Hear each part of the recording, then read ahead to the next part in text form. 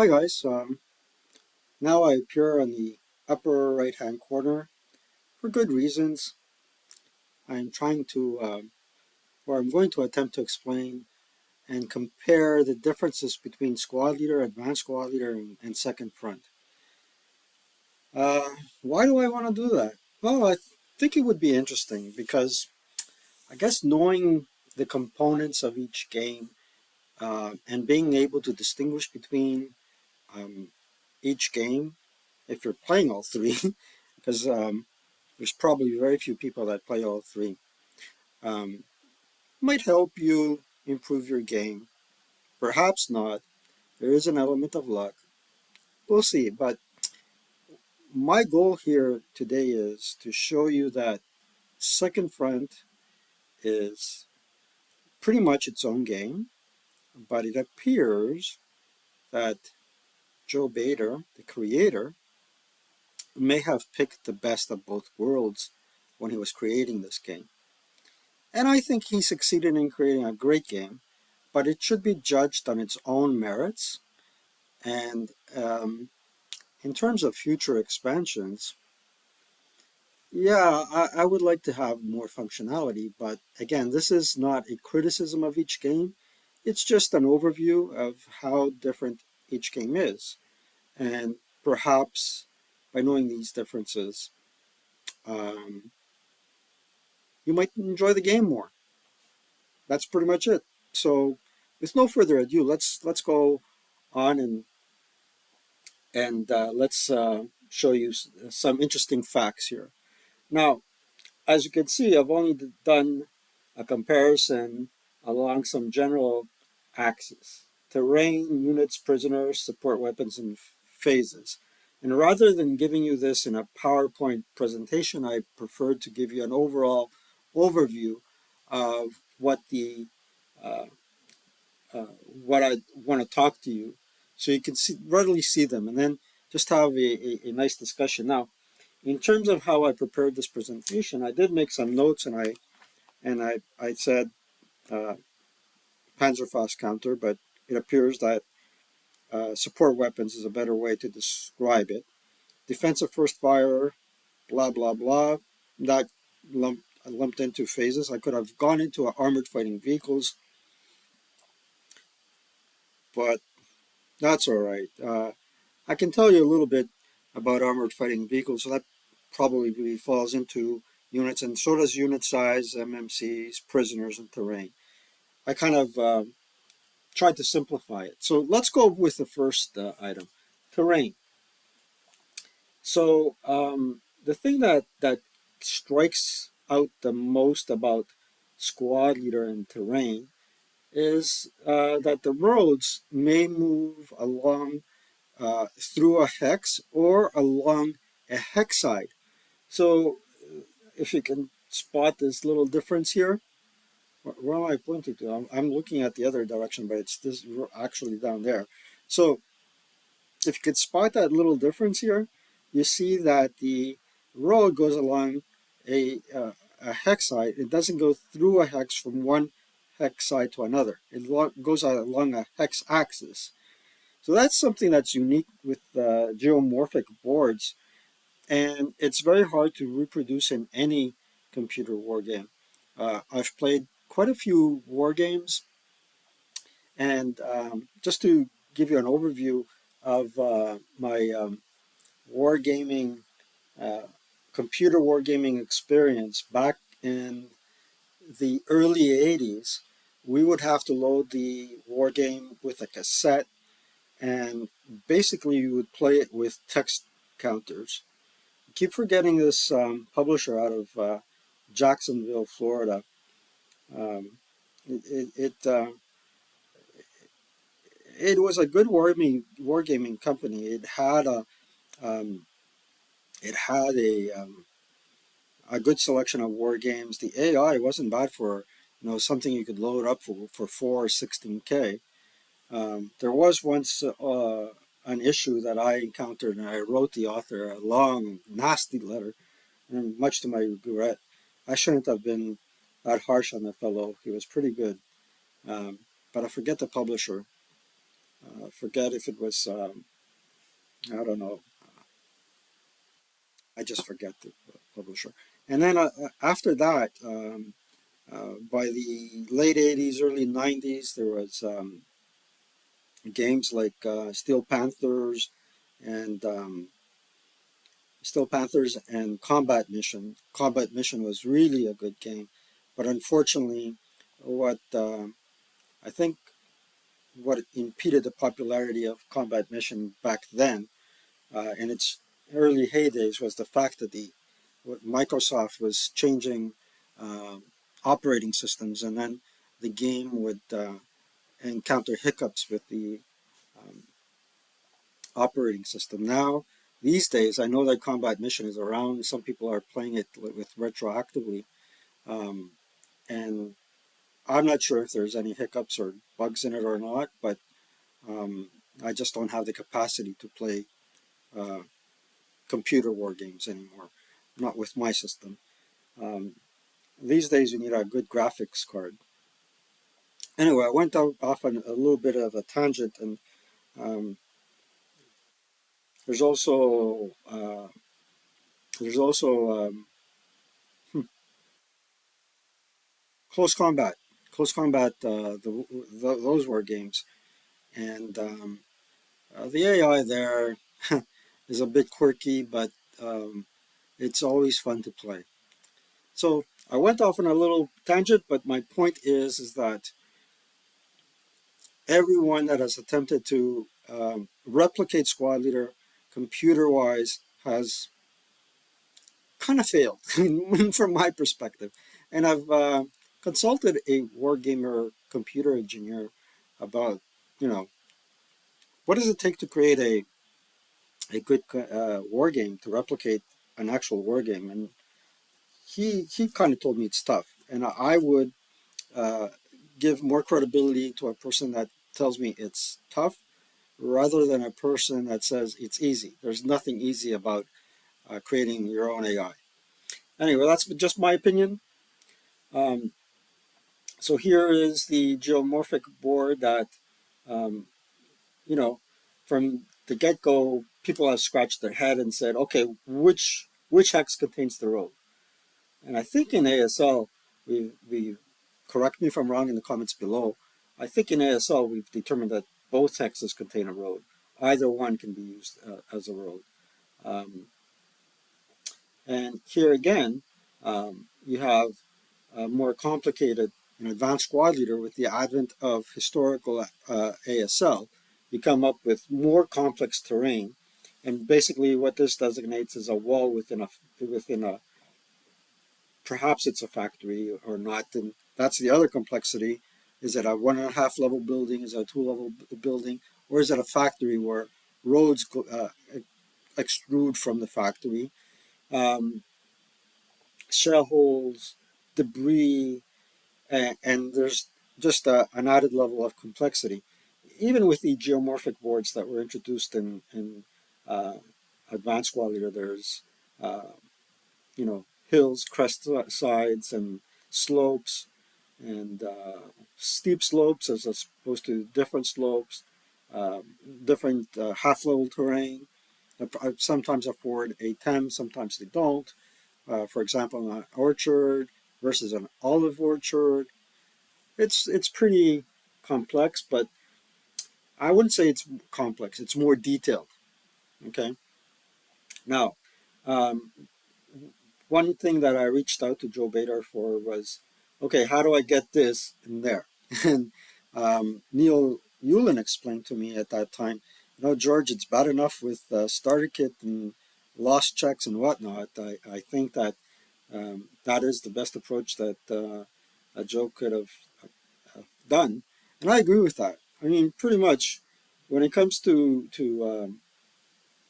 computers, there's another fellow that made such a comment. His name was Grade A Under A.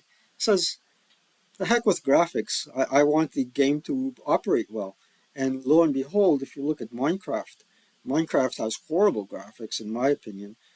People have been able to do very detailed work with Minecraft, but it's a block game. really, when it comes to graphics, but it's one of the most popular games in in, um, in the world.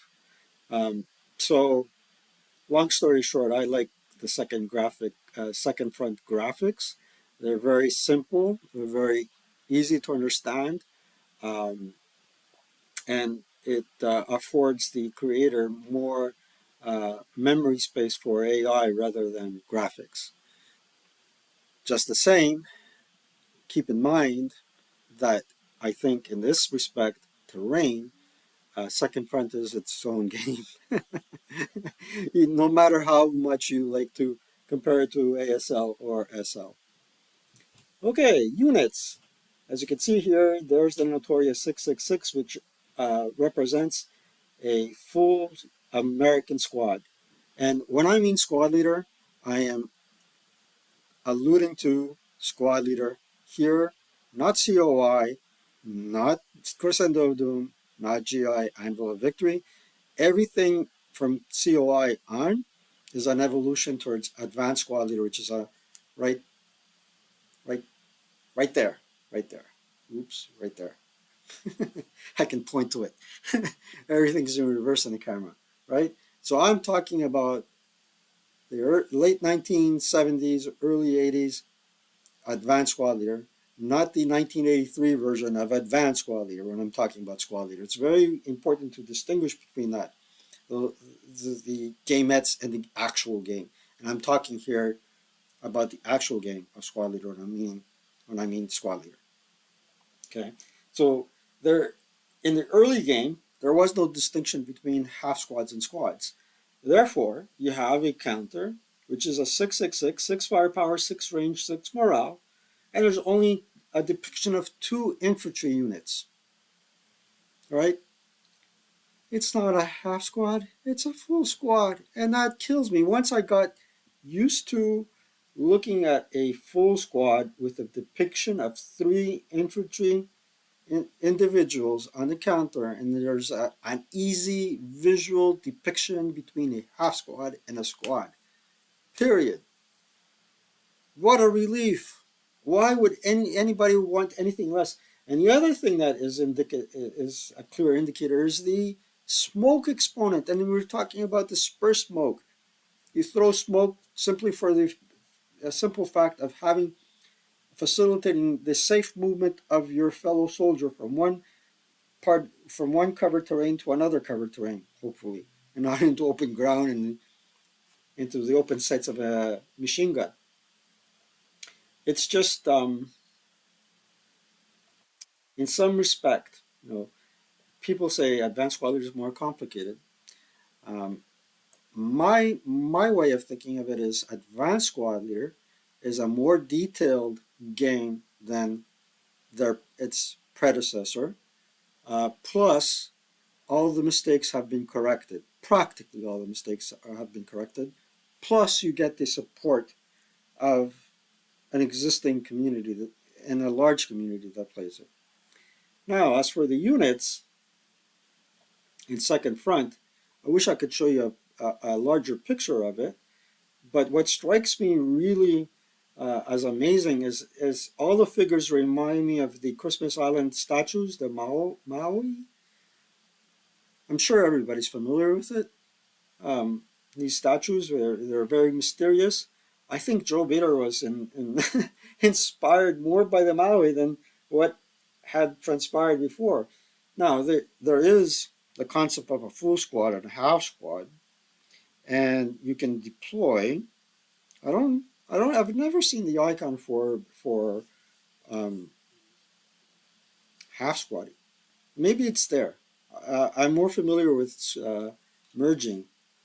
Um, but anywho, um, if you take a look at the way the composition of the forces are, the infantry forces in Second Front, again there you have veterans, you have 2 types of elites, you have regular, and then you have green. Um, there's no distinction between green and conscript, which is an important description of an advanced squad leader. Um, So again, I would say, hey, second front, kudos to you. You're your own game. Be that way. Be original.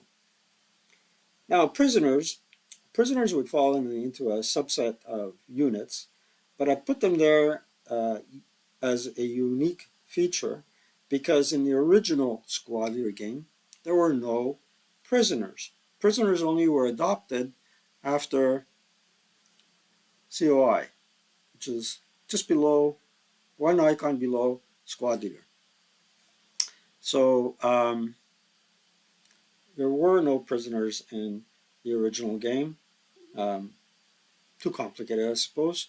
In Cross of Iron, uh, prisoners arose, and there was a whole section on prisoners, but nothing to the tune of what was uh, introduced in Advanced Squad Leader, where you actually have a prisoner counter and you have a good portion of rules pertaining to how they behave in close combat and being freed, being released, and whatnot. Now, in Second Front, we have no prisoners, which is not a bad idea. Keep it simple. In terms of support weapons, in terms of support weapons, um, again, I feel that Second Front keeps it simple. Um, in Advanced Squad Leader, well, yeah, let's go back from right to left.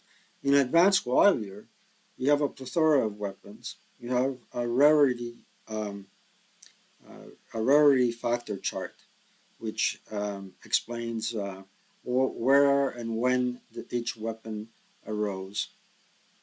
You have different armor factors that have been based on certain studies that were conducted, historical studies.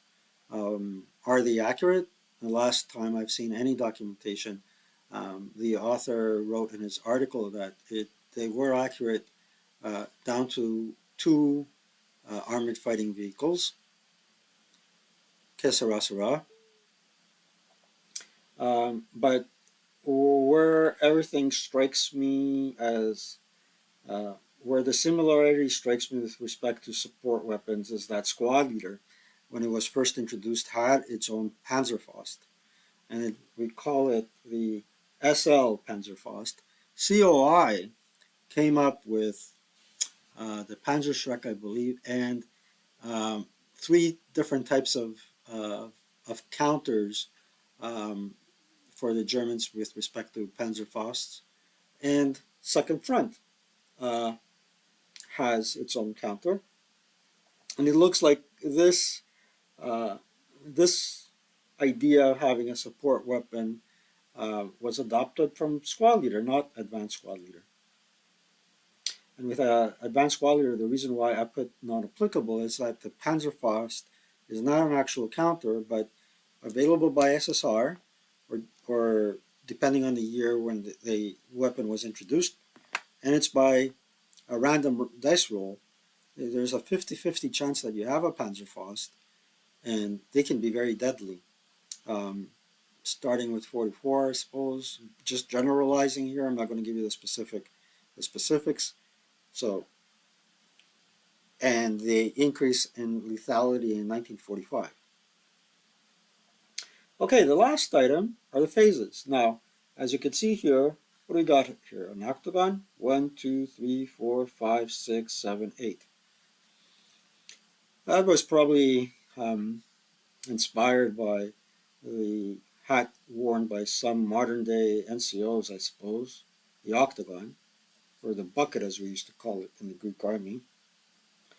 Oh well, starting with rally, prep, move, and there's the distinction between SL and ASL is that your opponent, the defender, can fire during your movement phase, and you can even, if you have Stukas, bring them on, or Sturmovix. What? Yeah, Sturmovix should exist in ASL as well as in COI.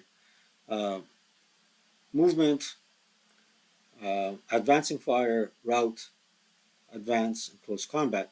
Now, Second Front has simplified all that. So you got move and fire, which is a phase for the phasing player. You have defensive fire. You have the escape phase as opposed to the route phase. You have an advance, and you have the recovery and repair, which is your rally.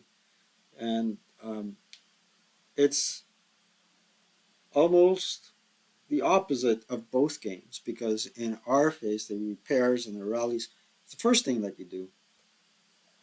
And in second front, it is the last thing that you do um, after all the combat and movement has been uh, achieved. And in certain cases, it makes kind of sense to put the repair and uh, rally phase as last. Um, Once you suffer the consequences of battle, then you take certain action. Now, having said that, my conclusion is that Second Front, although it may adopt certain facets of games that are out there, is pretty much its own game. The sooner people realize that, the more they'll enjoy Second Front. Um, that's my opinion.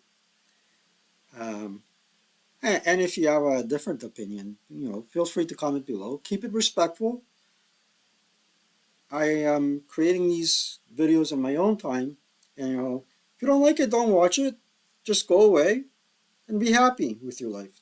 When you're complaining, you're only hurting yourself. So that's that. My purpose here is to have fun and share my hobby with you. I'm not a master. Remember that? Remember that from the video that I did with Father Sarducci, the master thingy. Don't go there. Am I an expert? Maybe. Maybe. That depends on how you view things, not how I view it. Yeah. So I'm pretty happy that I did this exercise. This exercise. No, no, no. This exercise here. I'm happy I did it. Hopefully, I've enlightened a few people, um, and hopefully that you'll enjoy each game, whichever one you like to play. I know there are a lot of people that continue playing Squad Leader and don't like Advanced Squad Leader. Personally, I like clarity. I like rules that are great. And from time to time, I like Second Front. And the reason why I say it from time to time is that time doesn't permit me to play one, two, three. It's either one or the other, and I really have to limit my time here um, with Second Front. And the feature that I like is that it automatically saves your gameplay, and you can go back to the turn and play it. And that's about it, guys. I've ranted and enough. I think I've made a point. The point is not on my head. See, I have a round head. And I hope you enjoyed this video. If you did, let your friends know about it. Like and subscribe. Do tell everybody about the channel because YouTube won't. Nor will the cancel culture for that matter. Pretend you didn't hear that. Okay. And yeah, I'm looking forward to making a couple more interesting videos like this one. And what else would I like to tell you? Yeah, I'll never forget. Thank you one and all, including everyone that's been here since the start, the prior subscribers, and everyone that's new. I really appreciate you taking the time to view the video and telling your friends about it. Take care and have a great Easter. Happy Easter, everyone.